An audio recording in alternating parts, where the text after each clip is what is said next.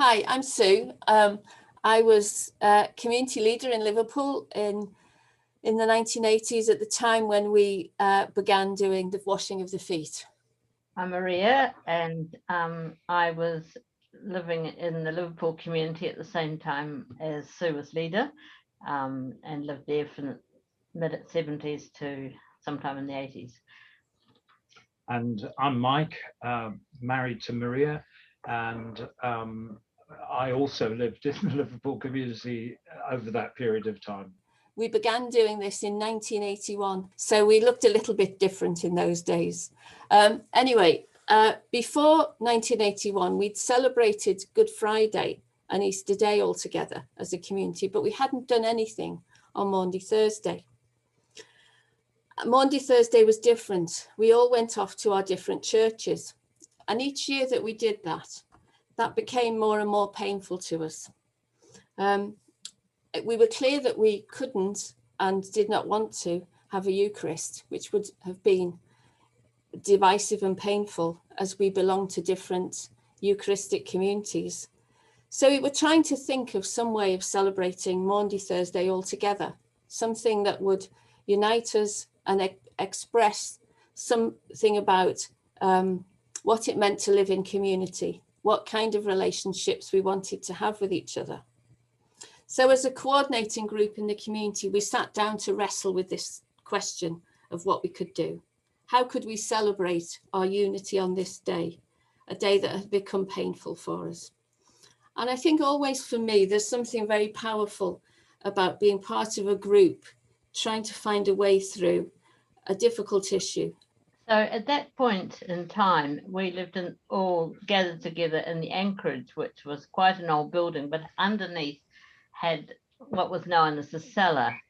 And we recreated the cellar into a place where we could celebrate the Passover meal, and we had a meal together. So we set it up with cushions all around, the right cloths, the foods on the table, and we shared a meal together in recalling the readings of Exodus.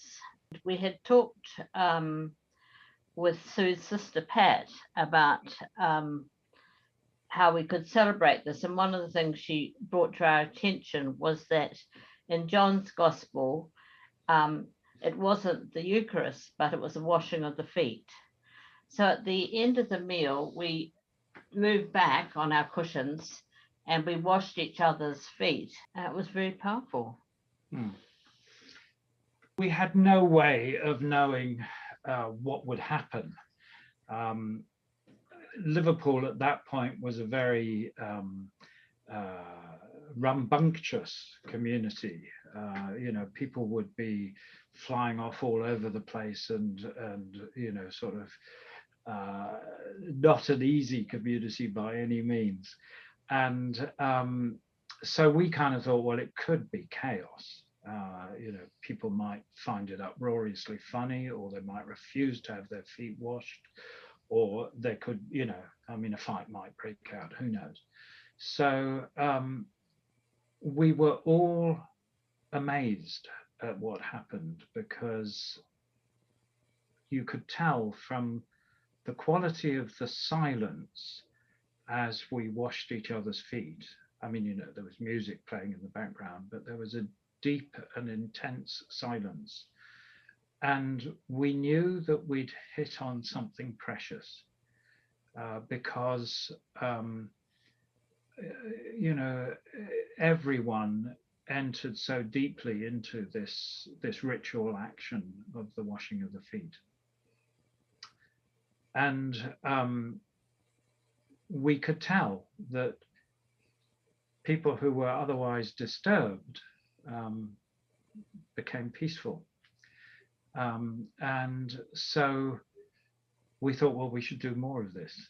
And so every year from then on, we did that celebration. And very quickly, Sue and I have got very different recollections about this. I thought that night she'd called Jean in Troley to tell him, and then you know, Jean kind of thought, what a great idea, and spread it through L'Arche. But Sue's recollection is that she would have probably taken it to a regional council and talked about it there, and Therese at the time would probably have communicated that to people in Troley.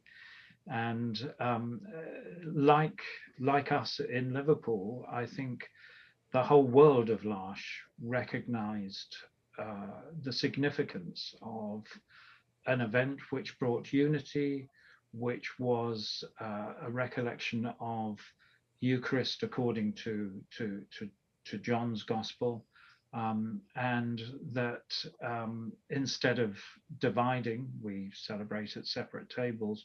We were all able to celebrate around one table and wash each other's feet. It was a model of service, but it was also a strong model of mutuality. I wash your feet, you wash my feet. So it was a good communal model. So we kept doing it. Thank you, Mike and Maria.